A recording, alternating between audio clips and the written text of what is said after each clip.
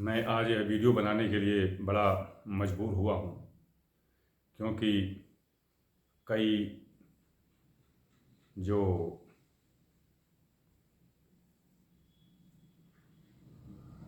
कालनेमी, जो राक्षस स्वरूप कालनेमी जो वर्तमान समय के हैं, उनके कई कुतर्क सामने आ चुके हैं। और निश्चित रूप से यह मानव शरीर पाए हुए आधुनिक युग के राहु केतु हैं। कैसे ये छद्म रूप धारण किए हुए ये हिंदू धर्म के मूल में घुस करके उसे खोदने का प्रयत्न कर रहे हैं, किंतु यह सत्य कहाँ टूटने वाला है। इस सत्य की जड़ ही नहीं जान पाएंगे, खोदेंगे क्या। किंतु फिर भी ये बुद्धि से लूले लंगड़े, तर्कहीन, बुद्धिहीन, ज्ञान के दरिद्र, निशाचर स्वरूप, जिनको शाश्वत सनातन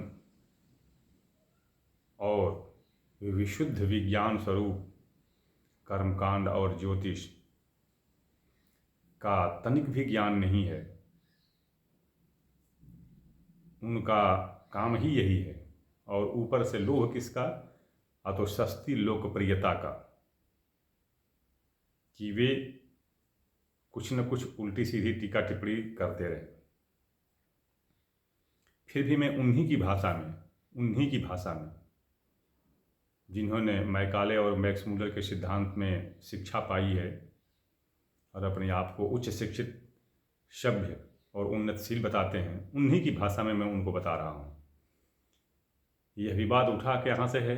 उन्होंने कहा कि आदमी तो आदमी के संपर्क में रहता है, उनके साथ रहता है, धरती पर रहता है, प्राणियों के, जीव जंतुओं के साथ रहता है, तो उनके साथ तो उनकी दुश्मनी और उनकी मित्रता हो सकती है। उनमें एक दूसरे का प्रभाव एक दूसरे पर पड़ सकता है, एक दूसरे का छाप एक दूसरे के ऊपर पड़ सकता है, एक दूसरा काम एक दूसरे आदमी के आ सकता है, या प्राणियों के काम में आ सकता है, तो उनका तो प्रभाव एक दूसरे पर पड़ना आप जो है वो तो स्वाभाविक है। किंतु ग्रह जो अंतरिक्ष में करोड़ों करोड़ों किलोमीटर, कोस योजन दूर हैं, उनका भला धरती पर रहने वाले प्राणियों, मनुष्यों से क्या लेना देना? उनका उन पर क्या प्रभाव पड़ सकता है, ग्रहों का, नक्षत्रों का?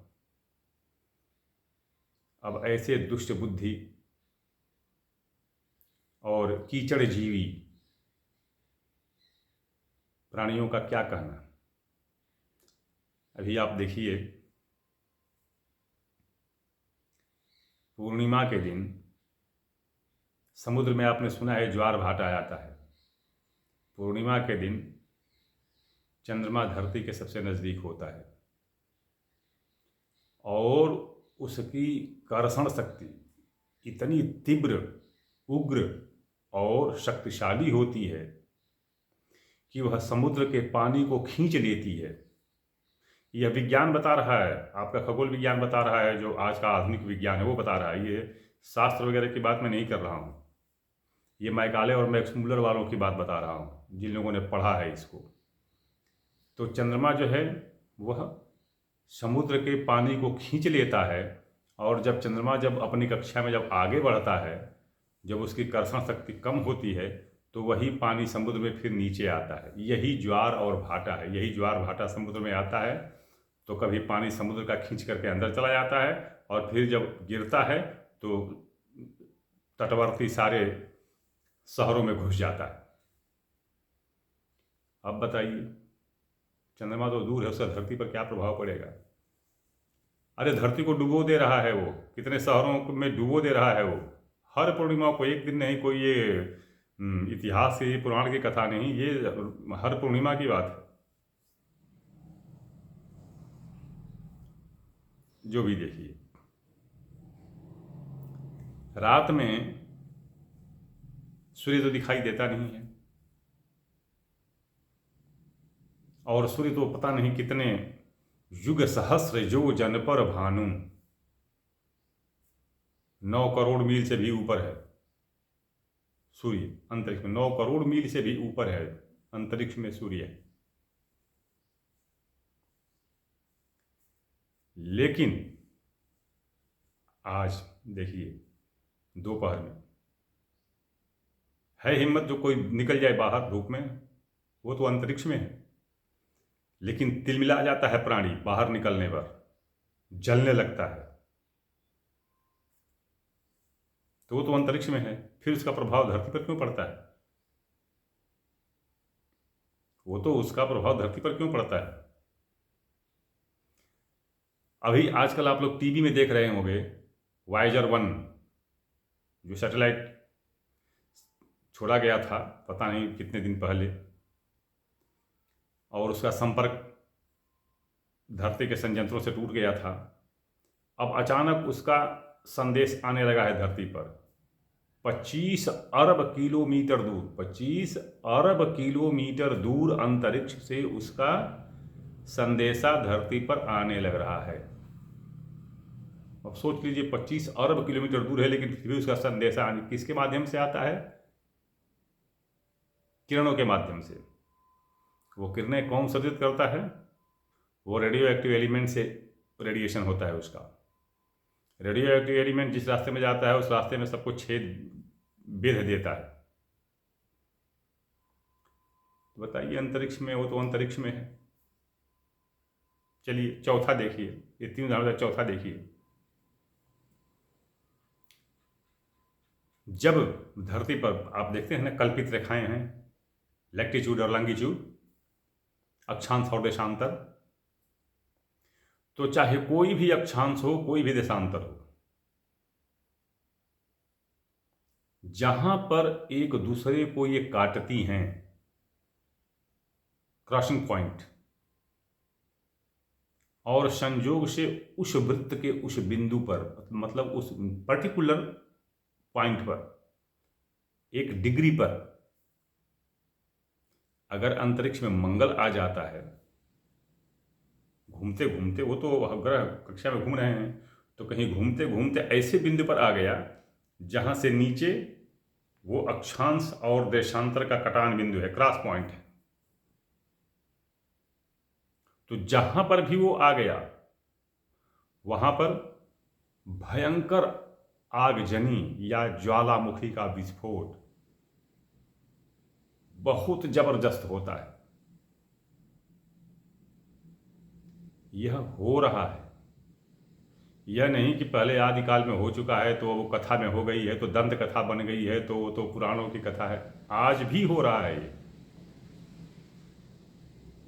हर्बल टेलीस्कोप से देखने पर यह पता चला है कि ज्यों ही किसी भी लॉन्गिट्यूड लैटिट्यूड के क्रॉसिंग पॉइंट पर जब भी मार्स, मंगल आता है, तो उस बिंदु पर भयंकर आगजनी, तबाही, भयंकर विस्फोट, आजकल के जैसे ये परमाणु परीक्षण या मिसाइल परीक्षण, लेकिन कौन पर परीक्षण? जिससे विनाश हो, विनाशकारी हो। ये नहीं कि टेस्ट फायर नहीं, विनाशकारी या ज्वालामुखी का विस्फोट हो जाता है। तो ये तो बताइए, मंगल तो पता नहीं कहाँ अंतरिक्ष में कहाँ है और तबाह धरती को कर रहा है। तो अब ये बताइए कि वो तो कहाँ, वो तो कैसे प्रभाव डाल रहे हैं, फिर ये अंतरिक्ष ग्रह आदमी पर कैसे प्रभाव डाल रहे हैं? भाई,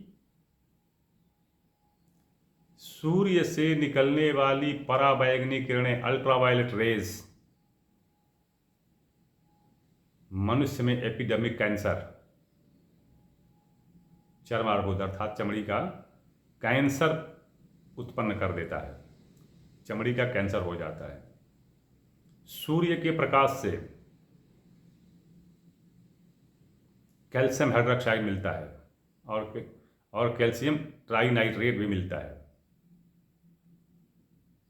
जिससे सूखा रोग, बेरी बेरी रोग समाप्त हो जाता है। अब बताइए भला ये लोग तो अंतरिक्ष में ठहरी धरती के पर कैसे प्रभाव पड़ जाता है। तो ऐसे तर्कहीन, बुद्धिहीन, ज्ञान के मारे हुए भिखमंगे, लाचार और मनुष्य का स्वांग रचने वाले निशाचर कालनेमी और क्या कर सकते हैं। इनके तो नस नस में भरा हुआ है कि ये हिंदू धर्म, सनातन धर्म, वैदिक कर्मकांड आदि का विरोध और उनका उपहास करें। तो अब ये बताएं कि ये मैक्स मुलर और मैकाले सिद्धांत में ही ये पढ़ रहे हैं, रोज देख रहे हैं, आज का आधुनिक विज्ञान जिस पर इतरा रहे हैं, भरोसा कर रहे हैं और उसे सर्वोच्च मानते हुए उसके गुणगान में लगे हुए हैं, चारण गान में। तो वही बता रहा है। फिर अब शास्त्र में कहा, इसमें शास्त्र कहाँ आ जाता है।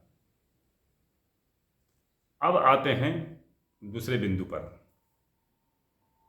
कहते हैं कि उपाय, ये उपाय से क्या होते हैं। देखिए, एक कॉन्केव लेंस लीजिए, अवतल lens, concave lens. Concave lens के एक तरफ अमरी पेपर लगा दीजिए, अमरी पेपर जो रगड़ के कहीं वो लोहे के छड़ इत्यादि के पर जंग साफ करते हैं, तो अमरी पेपर ले लीजिए और उसके पीछे चिपका दीजिए और फिर सूर्य के प्रकाश में उसको लेकर के जाइए और उस पर पड़ने वाले प्रकाश को ऐसी दिशा में डाइवर्ट कीजिए जो कहीं पड़े, मतलब जैसे किसी पेड़ पौधे पर या किसी गीली चीज पर कहीं पड़े, जहां कहीं पर भी वो पड़े।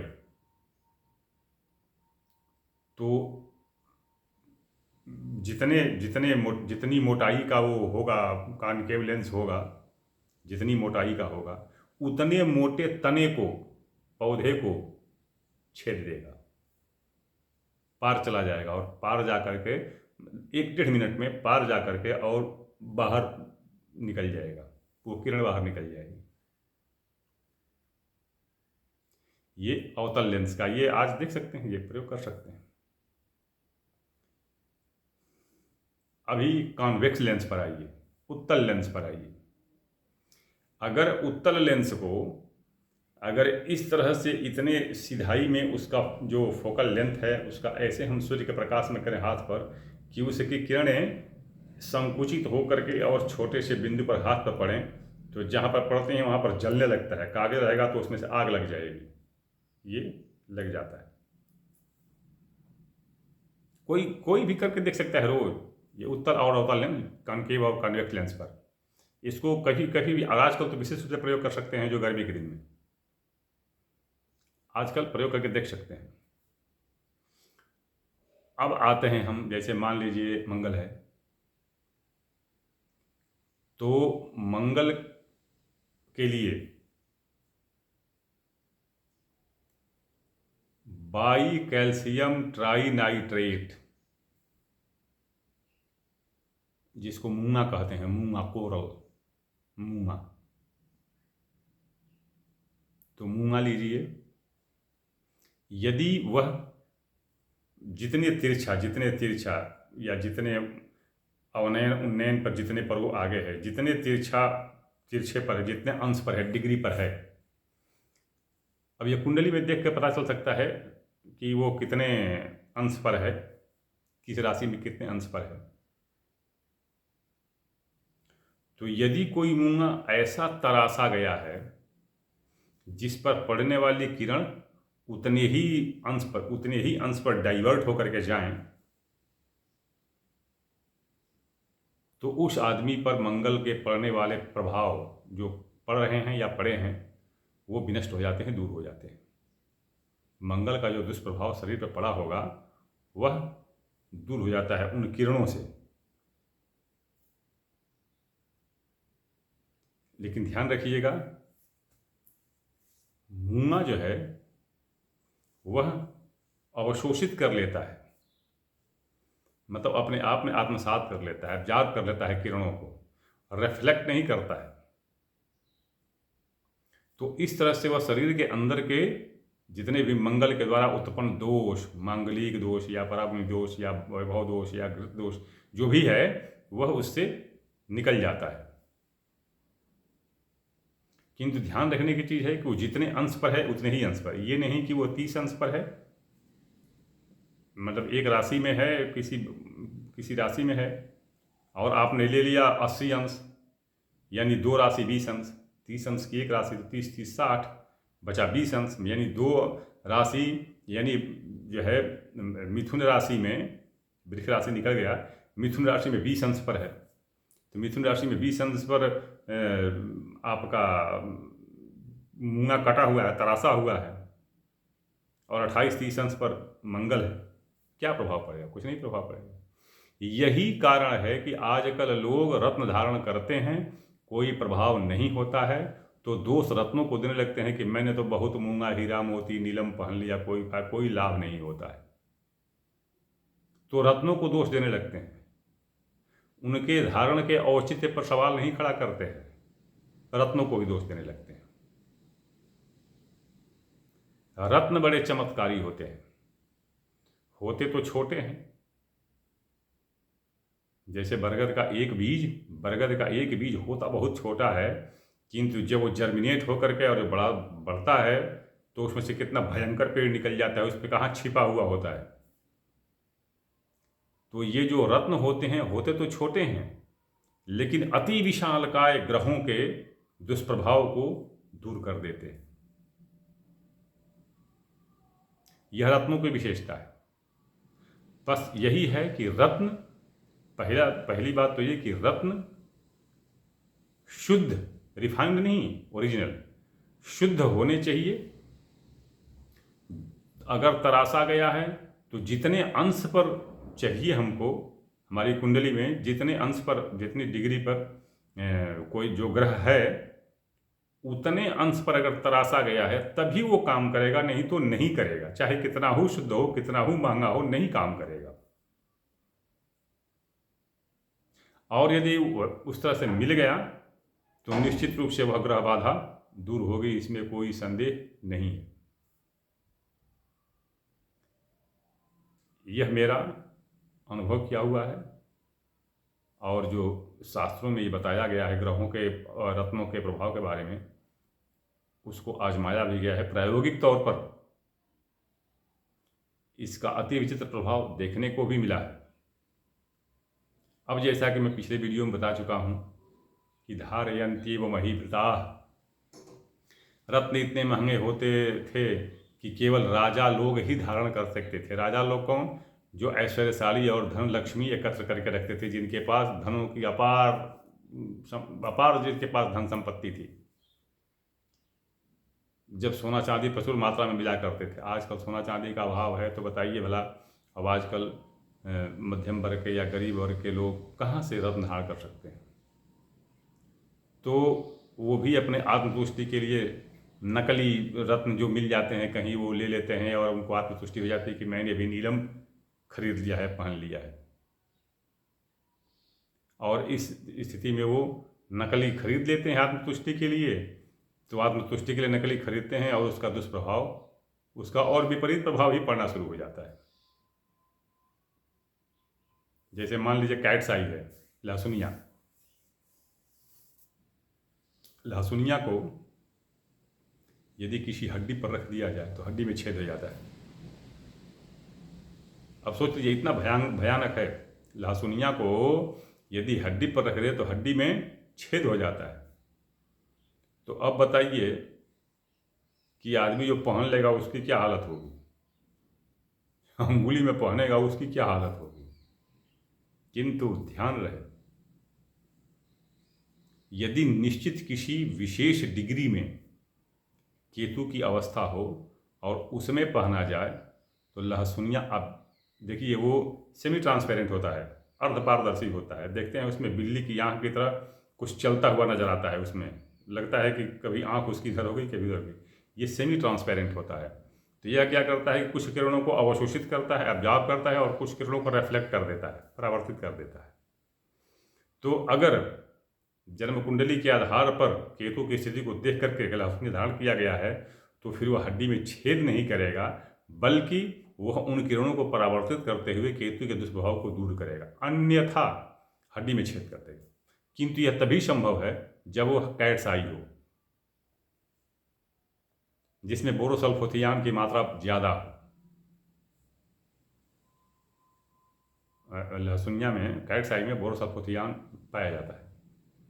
तो अगर वो होगा तब, और नहीं अगर नकली होगा तो कोई बात ही नहीं है, फिर तो हड्डी क्या छेद करेगा, वो तो बस जैसे है वैसे चलेगा। तो यह है रत्नों की महत्ता। और ये जो शास्त्र और पुराणों में बताया गया है, बहुत शोधन, बहुत अनुभव, बहुत प्रयोग के बाद ही हमारे त्रिकालदर्शी ऋषि मुनि आचार्य और देवी देवताओं ने इसको मानव हित के लिए उपहार में इस जगत को दे करके रखा है, ताकि लोग इससे लाभान्वित होंगे। लेकिन हम वर्तमान समय में प्राचीन पाश्चात्य सभ्यता के प्रति इतने आकर्षित हो चुके हैं कि हमें अपनी यह सभ्यता, अपनी संस्कृति, अपना धर्म, अपने वेद पुराण शास्त्र उपनिषद जो भी हैं, कर्मकांड ज्योतिष, वो सब बेकार उपहास के पात्र लगते हैं। हमको अंग्रेजी अच्छी लगती है। जैसे कि कभी कभी देखिए ज्योतिष में भी आप वीडियो देखते होंगे, उसमें लोग, ज्योतिषी लोग अंग्रेजी बोलकर अपने आप को बड़ा गौरवान्वित अनुभव वो करते हैं कि ये पंडित जी बड़े अच्छे हैं, संस्कृत तो जानते ही, अंग्रेजी भी जानते हैं, अंग्रेजी भी बोलते हैं। तो अंग्रेजी की इतनी बड़ी महत्ता हो गई है कि लोग अंग्रेजी बोलकर अपने आप को गौरवान्वित, ऐश्वर्यशाली, यशस्वी, अति प्रशिक्षित, शिक्षित महसूस करते हैं। आज तो खैर ये वीडियो लंबा हो जाएगा, मैं ये वीडियो को नहीं बढ़ाना चाहता हूँ। जो ये तो कलिकाल का प्रभाव है कि पंडित सोई जो गाल बजावा, रामचरित मानस में कहा गया है कि पंडित सोई जो गाल बजावा, तो जो बहुत ज़्यादा बोलता है वो पंडित कहलाएगा कलयुग में। अस्तु, मैं नई वीडियो में किसी नए विषय के साथ प्रस्तुत होऊंगा। मैं बराबर कहता हूँ, प्रत्येक वीडियो में कहता हूँ कि यदि किसी को कोई समस्या हो तब मेरे व्हाट्सएप पर संदेश करें। व्हाट्सएप नंबर है 9889649352। लेकिन कोई समस्या हो तब अपनी तार्किक शक्ति, अपनी विद्वता शक्ति, शास्त्रार्थ आदि करने के लिए संपर्क न करें, क्योंकि मैं शास्त्रीय आचार्य या पंडित या गुरु जी, स्वामी जी नहीं हूँ। मेरे पास कोई मठ नहीं है, कोई आश्रम नहीं है, कोई संस्था नहीं है, ऐसा कुछ नहीं है। मैं सीधा साधा फौजी आदमी, खेती बाड़ी करता हूँ, मंदिर में सुबह शाम अपना बनवा रखा हूँ, अच्छा मंदिर बनवा रखा हूँ, भव्य मंदिर जो मेरे घर आए होंगे देखे होंगे, पूजा पाठ करता है, बस उतने से ही मतलब है। दूर दूर से लोग आते रहते हैं, बराबर आते रहते हैं, जो लोग जानते हैं बराबर आते रहते हैं, उनका पूजा पाठ जो भी है करा देता हूँ, बस इतना ही। और मेरे पास कोई शास्त्रार्थ करने की चीज़ नहीं है, शास्त्री नहीं हूँ। लेकिन मुझे अपनी विद्या पर, अपने ऊपर नहीं, विद्या पर, जो मैंने वेद पुराण उपनिषद ज्योतिष और कर्मकांड की शिक्षा और प्रशिक्षण जो मैंने ले रखा है, उस पर मुझे बहुत ही गर्व है। और मैं गर्व से कहता हूँ कि उसका उतना किसी के पास नहीं, वर्तमान समय में नहीं। चाहे भले किसी को बुरा लगे, भला लगे, चाहे कोई कितना ही आलोचना करे, मुझे उसकी कोई दिक्कत नहीं। मेरे पास कोई व्यापार नहीं, व्यवसाय नहीं जो किसी की आलोचना से मेरा व्यवसाय टूट जाएगा। बहुत अच्छी खासी एक बहुत लंबी रकम भारत सरकार के द्वारा मुझे पेंशन में मिल जाती है, खेती बाड़ी से खाने पीने चल जाता है, मुझे कोई आवश्यकता नहीं। मेरी दुकान नहीं, जो दुकान टूट जाएगी, लोग नहीं आएंगे तो। लेकिन मैं जरूर कहता हूँ कि वर्तमान समय को देखते हुए जो पंडित जी लोग हैं, वर्तमान समय के पंडित जी लोग, वैसे मैं ये नहीं कहता, बहुत बड़े बड़े विद्वान इस धरती पर पड़े हुए हैं, बहुत बड़े बड़े विद्वान पड़े हुए हैं, किंतु जिनको मैंने देखा है उनसे लाख गुना अच्छी मेरी विद्या है, मेरा ज्ञान है। इसमें कोई संदेह नहीं। चाहे किसी को भला लगे बुरा लगे, मुझे कोई दिक्कत नहीं है, चाहे कोई कितना ही आलोचना करे। तो मुझे उस विद्या पर तो अवश्य गर्व है, अपने ऊपर गर्व नहीं है। इस क्षणभंगुर शरीर के ऊपर मेरा कोई गर्व नहीं है, लेकिन विद्या पर गर्व है।